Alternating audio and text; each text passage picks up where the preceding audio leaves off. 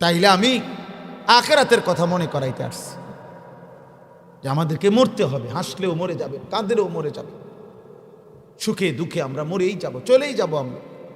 আল্লাহর সামনে উঠতে হবে আমাদেরকে, রবের মুখোমুখি হইতে হবে। বাপ সেদিন কি বলবা বাবা, সেদিন কি বলবে? আল্লাহ বলেন এই হায়াত, এই জীবন, এই যৌবন আমি আল্লাহ দিয়েছি বাবা, সব আমার দেওয়া। তোমার অস্তিত্বের প্রতিটা মুহূর্ত আমি পার করছি। তুমি মাটি ছিলা, তুমি বীর্য ছিলা, তুমি জমাট রক্ত ছিলা, তুমি গোশতের টুকরা ছিলা, তুমি হাড্ডির কঙ্কাল ছিলা, তুমি গোশতের আবরণ দিয়ে দেহ ছিলা, রূহবিহীন। আমি আল্লাহ রূহ দিয়েছি, প্রতিটা অবস্থা আমি পরিবর্তন করেছি। বাচ্চা আমি বানাইছি, যুবক আমি বানাইছি, বুড়া আমি বানাইছি। সৃষ্টি যখন করেছি, মায়ের পেট থেকে বের করেছি, সেদিনও কিছু জানতা না। চূড়ান্ত বুড়া যখন একদম বানায় ফেলছি, তখনও বহু কিছু ভুলায় দিছি। তোমার প্রতিটা অস্তিত্বের নড়াচড়া আমার দেওয়া, আমার দেওয়া, সেই আমাকে ভুলে গেল। আমাকে বললা কেন বান্দা? আমাকে বললা কেন? বলো ভাই, আখেরাত মনে করাইতে আসছে।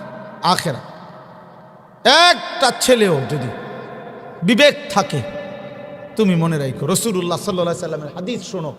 নবীজি বলছেন, মান জানা ওয়া শারিবাল খামরা নাযা আল্লাহু মিনহুল ঈমান কামা ইয়াখলাউল ইনসানু আল কামিসা মিন রাসিহি। সাংঘাতিক কথা এটা। নবীজি বলেন, যে ব্যভিচার করে, জিনা করে, নারীর সাথে যত অপকর্ম, শরীয়তের অনুমতি নাই, খোদার কসম নারীর সাথে এমন সব কাজকে জিনা বলে। যে নারী আমার দেখার অনুমতি নাই তাকে দেখা, এটা জিনা। যে নারীর সাথে আমার কথা বলার অনুমতি নাই তার সাথে হারাম কথা বলা, এটা জিনা। যে নারীকে নিয়ে আমার ভাবার অনুমতি নাই তারে নিয়ে কল্পনা জল্পনা করা, এটা জিনা। তাকে ছুঁয়ে দেওয়া, এটা জিনা। তার সাথে চলা, এটা জিনা। তার সাথে কথা বলা, এটা জিনা। তার সাথে লজ্জাস্থান দিয়ে অপকর্ম করা, এটা জিনা। সবটাই জিনা। চোখেরও জিনা, হাতেরও জিনা, কানেরও জিনা, জিব্বারও জিনা, অন্তরেরও জিনা, লজ্জাস্থানেরও জিনা, পায়েরও জিনা। নবী সবগুলারই বলছে জিনা, জিনা, জিনাল আইন, জিনাল রিজ, জিনাল ইয়াদ, জিনাল লিসান, জিনাল ফারজ, জিনাল নফস, সব জিনা নবীজি বলছেন। আর আল্লাহর নবী বলেন, যে জিনা করে ও শারিবাল খামরা, এবং মদ পান করে, যে নেশা করে সে ব্যভিচারও করে, যে ব্যভিচারও করে মনে রাখবেন সে নেশাও করে। তিন জিনিস এক দাগে, এক খতিয়ানে তিন দাগ, এটা মনে রাখতে হবে। যেখানেই হারাম নারী আছে সেখানে মদের বোতলও আছে, সেখানেই গান বাদ্য আছে। এই তিন জিনিস একসাথে, একসাথে, একসাথে, নেশা, নারী, গান। যেখানে গানের আয়োজন, যেখানে বাদ্যের আয়োজন, সেখানে নারীও আছে, মদও আছে। এই তিন জিনিস একসাথে এক জায়গায় থাকে, একটা থাকলে আরেকটাও আছে। এই জন্য যে নেশাখোর ওই ব্যভিচারী, জিনাখোর ও গানে আসক্ত, যে ব্যভিচারী ও নেশাও করে, ও হারামখোর, চরিত্রহীন, লম্পট। আল্লাহ নবী বলেন, যে জিনা করে এবং মদ পান করে, আল্লাহ তাআলা, আহা, আল্লাহ তার কলিজা থেকে ঈমানটা টেনে বের করে ফেলে।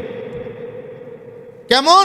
নবীজি বলছে, মানুষ যেমন তার শরীর থেকে জামা খুলে ফেলে, মানুষ যখন ঘরে ফিরে তখন যেমন তার জামা শরীর থেকে খুলে ফেলে, আল্লাহ নবী সাল্লাল্লাহু আলাইহি সাল্লাম বলেন, আল্লাহ তাআলা তার দিল থেকে এইভাবে ঈমান টেনে বের করে ফেলে।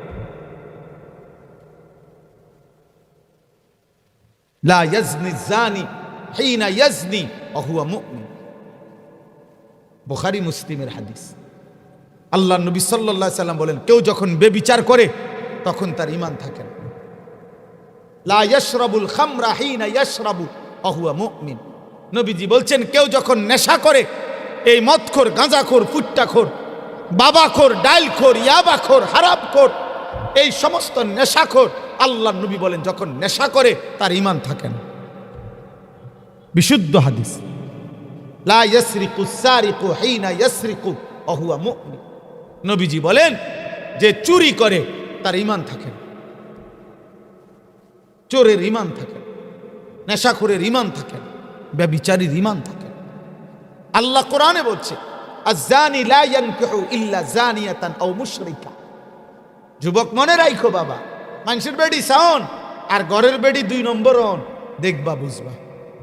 আমি বলে গেলাম আর কি, এখন বুঝতা না। দুনিয়ার হয়তো কেউ তোমারে সচেতন করে নাই, কিন্তু আমি মনে রাখো মোবাইলের উলঙ্গ নর্তকী আর রাস্তার বেহায়া নারী এটা তো সহজ, দেখে লাইলা চলে গেলা। কিন্তু তোমার ঘরে তোমার বিবাহিত স্ত্রী যেদিন শুনবা চরিত্রহীন, বিবাহিত নারী যখন দেখবা পরকীয়ায় আসক্ত, প্রতিদিন প্রতিদিন প্রতিনিয়ত হাজার কোটি টাকার মালিকরাও, অজস্র সম্পদের অধিকারীরাও তাদের কান্না, তাদের চোখের পানি আমরা শুনি। এই এখন এইখানে গাড়িতে নামা পর্যন্ত একজনে ফোন দিছে, তার ফোনে তার কোটি কোটি টাকার মালিক যেই কথা বলছে, জঘন্য কথা, দোয়া চাইছে, বলার কোনো ভাষা নেই। পৃথিবীর মানুষ তো জানে সম্পদের সুখে ভাসতেছে, কিন্তু সে তো জানে তার স্ত্রী চরিত্রহীন। এতটুকু সাহসও নাই বউরে কিছু বলবে, এই হিম্মতটাও নাই।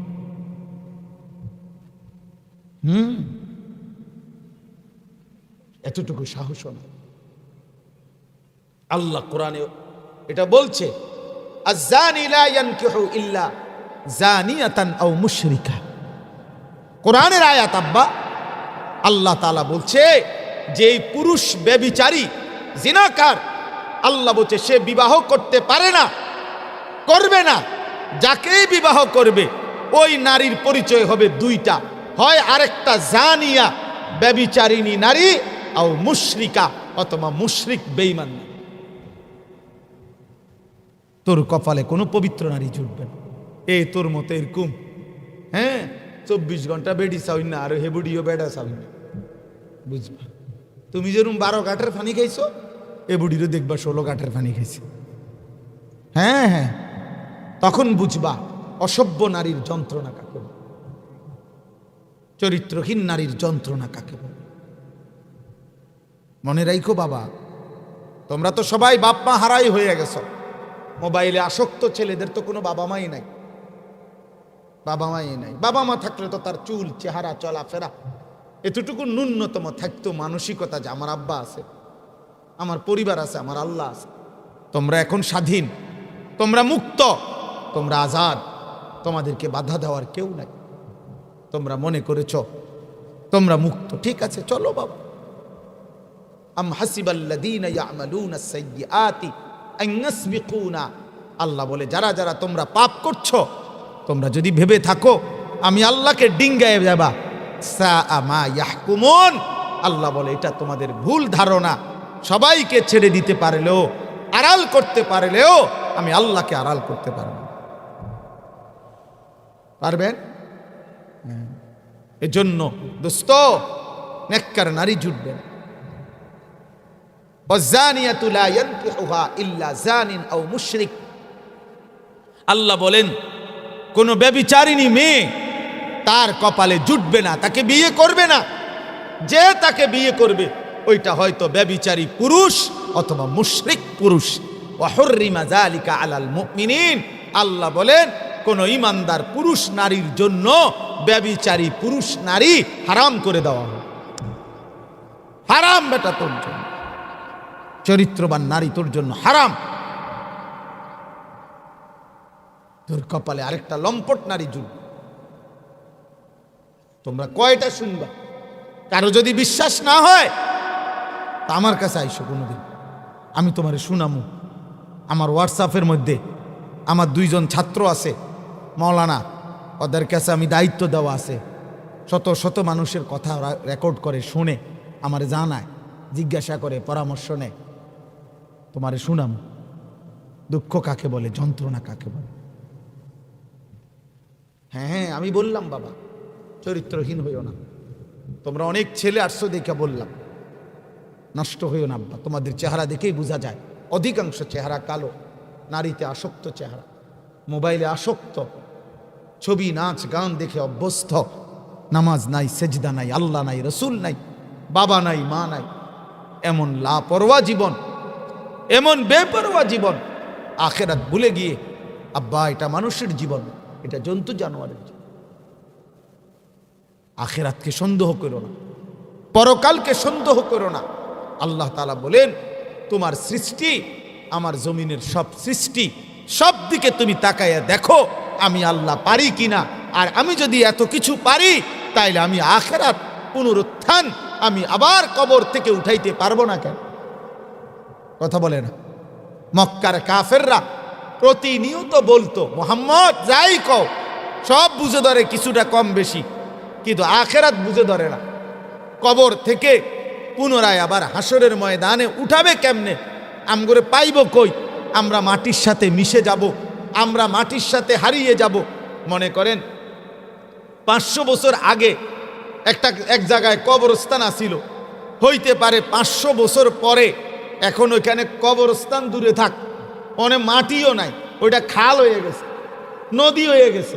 তো অনেক মক্কার কাফের বেঈমানরা বলতো মুহাম্মদ তো ওইখানে তো মাটিই নাই, কবর কই, মাটি কই, বেড়াটা কই, আড্ডি কই, গোস্ত কই, কই পাইব পাইয়া আমগরে কেমনে উঠাইব আবার? এই কথাইটা প্রতিনিয়ত কোরআন শরীফের মধ্যে অগণিত আয়াত আল্লাহ এটা বলছে বারবার, যে কাফের বেঈমানরা বলে ইদা মিতনা অকুন্না তুরাবান যালিকা রাজউম বাঈদ, ইদা মিতনা অকুন্না তুরাবান ওয়া ইযামান ইন্না লামাদিনুন وضرب لنا مثلا ونسي خلقه قال من يحيي العظام وهي رميم। এভাবে বারবার আছে কোরআনে। মানে মক্কার কাফেররা প্রতিনিয়ত এসে বলতো মুহাম্মদ এটা হবে না, আখেরাত হবে না, পুনরায় কবর থেকে উঠানো যাবে না, পাবে কই আমগরে? হাড্ডি গোশত রক্ত চামড়া সব মাটির সাথে মিশে, কোথাকার মাটি কোথায় হারিয়ে গেছে, পাইব কোত্থেকে? আল্লাহ তাআলা বলেন পুরা কোরআনের মধ্যে বারবার বহু জায়গায় আল্লাহ আমাদেরকে এই দলিল দিছে মানুষকে, যে বান্দা আমি পারবো, বান্দা আমি পারবো, আমি পারবো না কেন? তুমি আমার শক্তির দুর্বলতা, আমার অক্ষমতা কোনখান দিয়ে দেখছো যে এখানে আপনি অক্ষম, যেটার দ্বারা আন্দাজ করতে পারি যে আপনি এইটাও পারতেন না, এরকম আমার একটা অক্ষমতা তুমি দেখাও। সুবহানাল্লাহ, বুঝেন নাই কথা?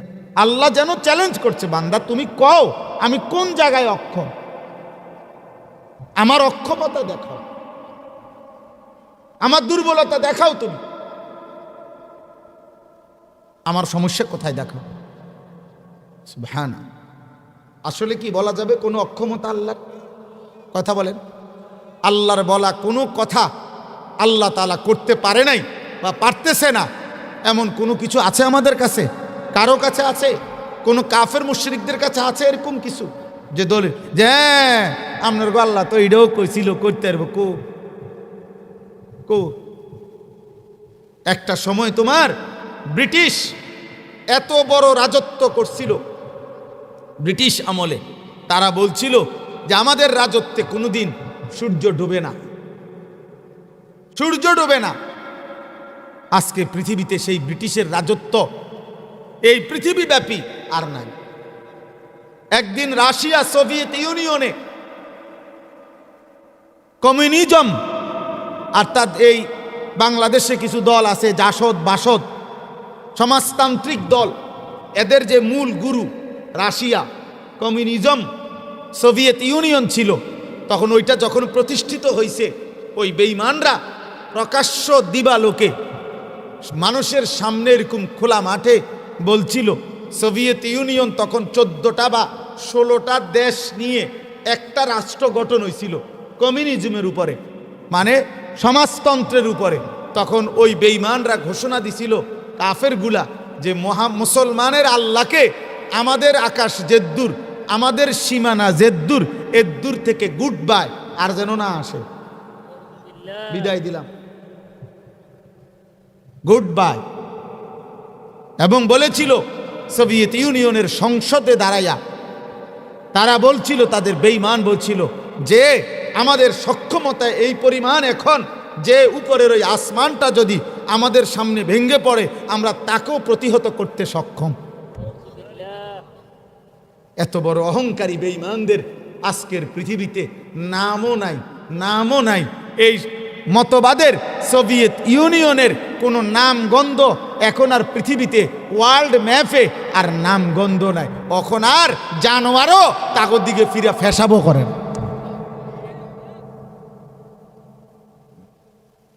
হ্যাঁ মিয়া, কয়টা শুনবা? সারা পৃথিবীর ইতিহাসে বারবার এটা প্রমাণিত। মিথ্যাবাদী, নাফরমান, বেঈমান, পাপী, মুশরিক, কাফের একজন হোক আর পুরা জনগোষ্ঠী হোক, দল হোক, মতবাদ হোক, রাষ্ট্র ক্ষমতায় হোক অথবা একক অহংকারী হোক, কোনো জালেম, কোনো পাপী, কোনো বেঈমান শেষ পর্যন্ত টিকে নাই আর কোনোদিন ইজ্জত পায় নাই। ফেরাউন দুনিয়া ভোগ করছে বেটা, কিন্তু আজকে পৃথিবীর মানুষ কোনো কুত্তার নামও রাখে না। ফেরাউন শুকরের নামও নাই। নমরুদ এটা কোনো কুত্তার নামও কেউ রাখে না। আবু জেহেল, আবু লাহাব এটা কোনো কুত্তার নামও কেউ রাখে না। কিন্তু বেলালের নাম কোটি কোটি ইমানদার সন্তানের নাম।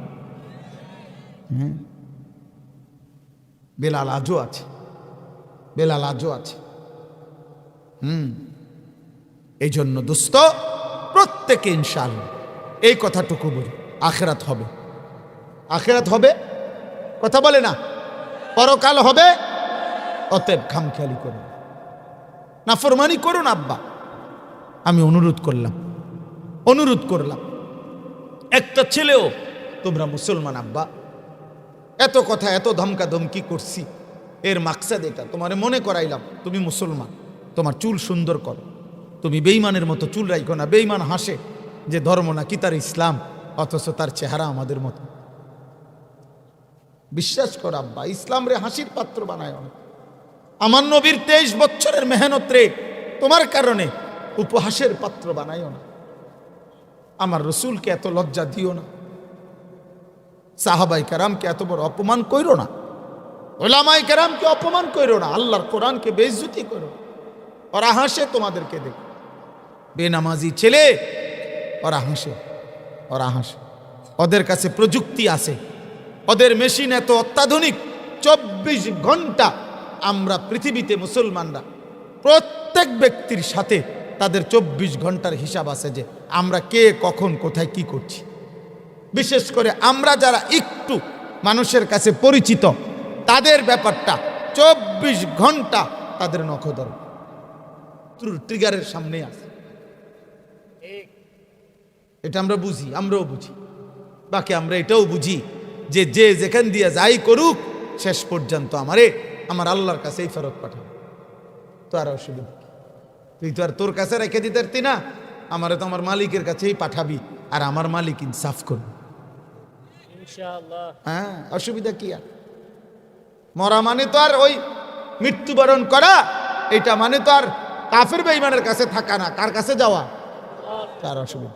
শহীদ শরীফ উসমান হাদি রহমতুল্লাহ আলাই, এই যুবক তো আল্লাহর কাছে ফিরে গেছে। আল্লাহ, ও তো জান্নাতের বাদশা হয়ে আছে। কিলা দুখুলিল জান্নাহ ক্বালা ইয়া লাইতা কওমি ইয়ালামুন বিমা গফারা লি রাব্বি ওয়া জাআলানি মিনাল মুকরামিন। এক ঈমানদারকে হত্যা করেছে কাফেররা পূর্ব জামানায়। হত্যা করার সময় ফেরেশতা শহীদ হওয়ার সময় ওনার সামনে জান্নাত তুলে ধরছে আর বলছে, হে আল্লাহর বান্দা, জীবন দাও, জান্নাতে ঢোকো। তিনি তখন শেষ নিঃশ্বাসের মুহূর্তে বলতেছিলেন, আহা আমার জাতি, তোমরা যদি দেখতা যে তোমরা আমাকে হত্যা করে আমার ক্ষতি করো নাই, বরং আল্লাহ আমার জিন্দিগির গুনাহ মাফ করে দিয়েছে, আমার সম্মানিত জান্নাতি বান্দাদের অন্তর্ভুক্ত করে দিয়েছে। এজন্য শহীদ শরীফ উসমান হাদির পরাজয় হয় নাই, পরাজয় হয়। 1000 বছর পরেও পৃথিবী তার নাম স্মরণ করে। 1000। জুনায়েদ বাগদাদির নাম আমরা জানি না, কোন নাম? নৌগ্রামের লগে 3-4 দিন হয় মারা গেছে। 1000 বছর আগের মানুষ। বাইজিদ বুস্তামির নাম জানেন না? তো ব্রাহ্মণবাড়িয়ার মানুষ তো 800 বছর আগে মারা গেছে। আজও পৃথিবীতে মানুষের কলিজায় কলিজায় ওনাদের নাম বসা আছে কিনা বলেন? শেষ কথা। অতএব চলে, আমরা এতটুকুই বললাম। এবারে আয়াতের একটা আয়াত পড়ছি, মূলত এইটার তর্জমা বলে, তাইলে শেষ।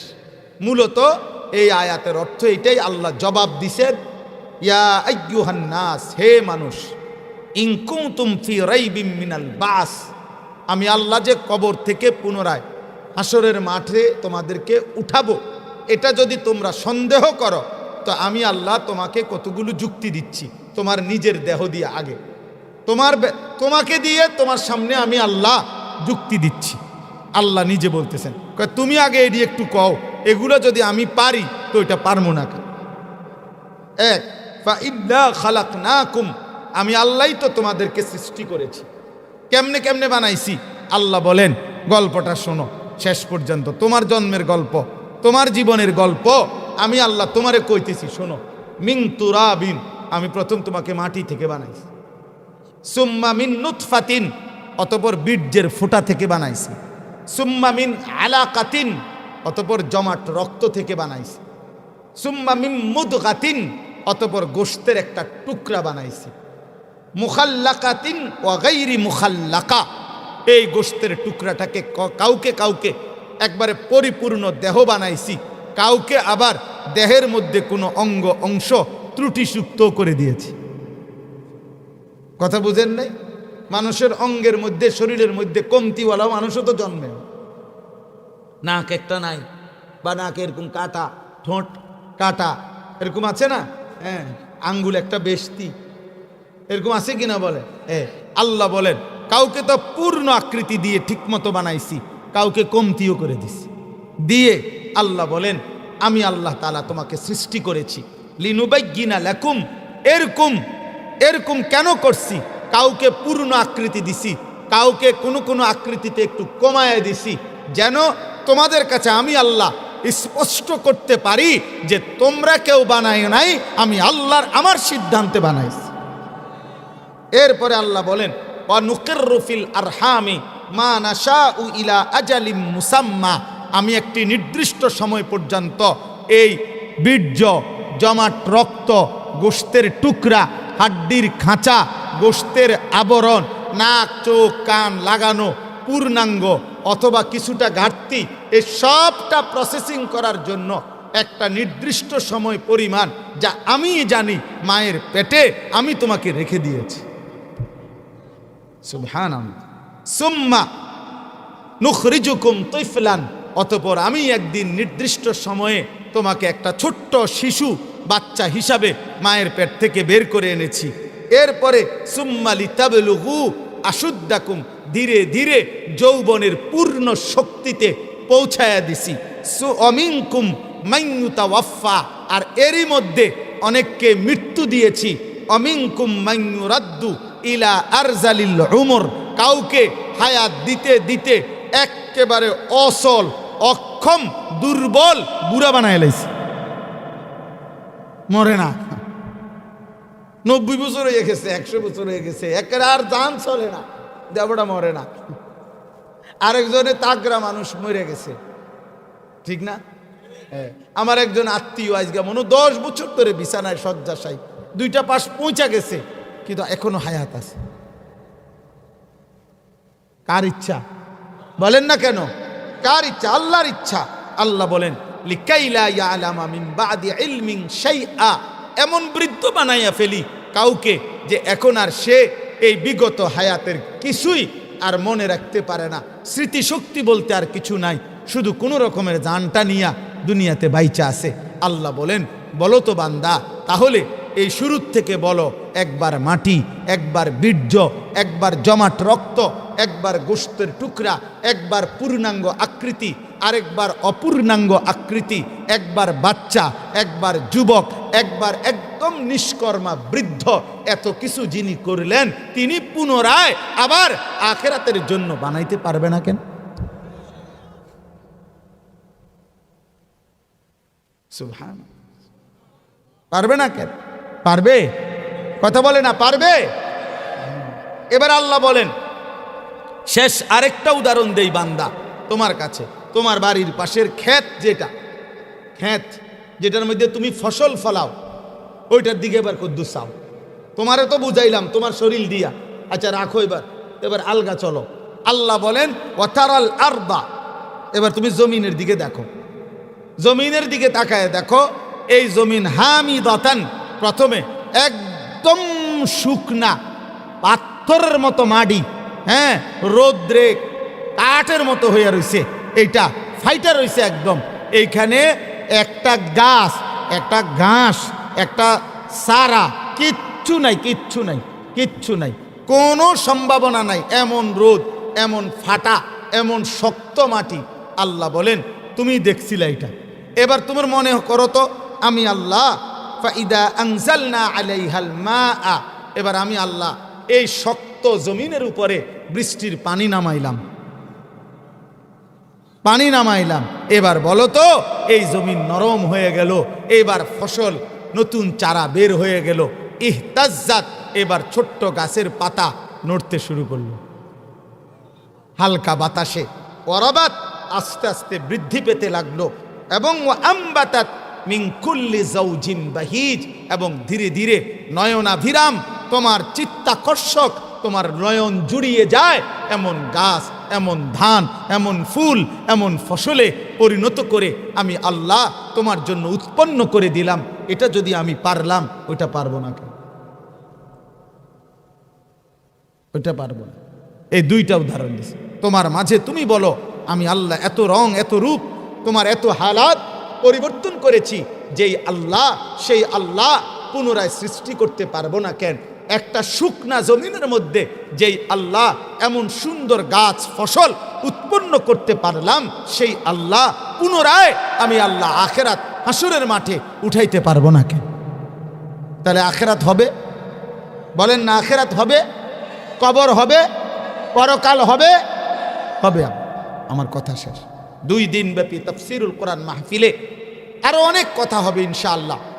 বুজুর্গ উলামায়ে কেরাম নসিহত করবেন। আমার এতটুকুই কথা। প্রত্যেকটা কিশোর যুবক, আব্বা আবারও বলছি, খামখেয়ালি করো না, খামখেয়ালি করো না, খামখেয়ালি করো না। কোনো হুজুরের লগে ছবি উঠাইলা, কোনো বক্তার সাথে ছবি উঠাইলা, কোনো ফায়দা নাই, ফায়দা নাই। ফেরেশতা তোমারে জিজ্ঞাসা করবে, তুই হুজুরের মতো না হুজুর তোর মতো। কথা বোঝো নাই তুমি? এটা বলবে না তো এটা লাভ কি? হে বুঝে না।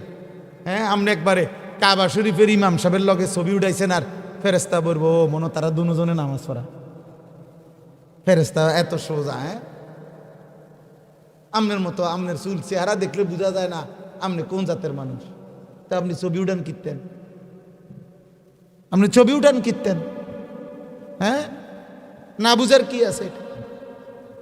অতএব শুধুমাত্র এই মোবাইলের আসক্তি, এটা ছাড়ো, আল্লাহকে সেজদা দাও। আগামীর পৃথিবীতে ইনশাআল্লাহ, মনে রাখো বাবা, এই আমার শেষ কথা, আগামীর পৃথিবী খোদার কসম ঈমান এবং কুফরের পৃথিবী। আগামীর পৃথিবীতে সারা বিশ্বময় মানুষের পরিচয় হবে শুধু দুইটা, একদিকে মোমেন, একদিকে বেঈমান, একদিকে মাহাদি, আরেকদিকে দাজ্জাল, একদিকে মুসলমান, আরেকদিকে ইহুদি। এই এটাই সত্যি বললাম। এই ছোটখাটো দল, আমাগো এই সমস্ত দল ফল থাকবে না এগুলো। এই জন্য আমি অনুরোধ করছি সমস্ত কিশোর যুবক ছেলের কাছে, আমার অনুরোধ, প্রত্যেকেই নওজোয়ান আল্লাহর দিকে ফেরো, আল্লাহর দিকে ফেরো। বলো ইনশাআল্লাহ, বলো ইনশাআল্লাহ। প্রিয় ভাই, তোমরা শুধু মনে রেখো, শহীদ শরীফ উসমান হাদি রাহমাতুল্লাহ আলাই এই ইমানদার যুবকের জন্য লক্ষ কোটি আলেম, মুফতি, মুহাদ্দিস, হাফেজ, তালেবে এলেম, 90 বছরের বুড়া মানুষ, 4 বছরের বাচ্চা, সবাই চোখের পানি ফেলছে, সবাই কাঁদছে। কারণ সেই ইমানদার ছিল, দেশপ্রেমিকও ছিল, 5 ওয়াক্ত নামাজ পড়তো, ফজরের নামাজ পড়তো, আল্লাহর কোরআনের হাফেজ ছিল, রসুলের হাদিস পড়তো, মাদ্রাসার ছাত্র আগে ছিল, তার বাবা আলেম ছিলেন, তার মা পর্দানশীল, তার স্ত্রী পর্দানশীল, আল্লাহ এজন্য বলছে, যুবক রাজনীতি তো বহুজনে করে, কিন্তু তোর যুবক ঈমান এবং দেশপ্রেম একসাথে থাকার কারণে আমি আল্লাহ কোটি কোটি মানুষের চোখের পানি তোর জন্য ঝরায় দিল। এই জন্য মরিলে এমন মরাই ময়ূর, বাঁচলে এমন বাঁচাই বাঁচ। আনিসুর রহমান, আশরাফি ওয়াজ, আখেরাতের ফেরিওয়ালা।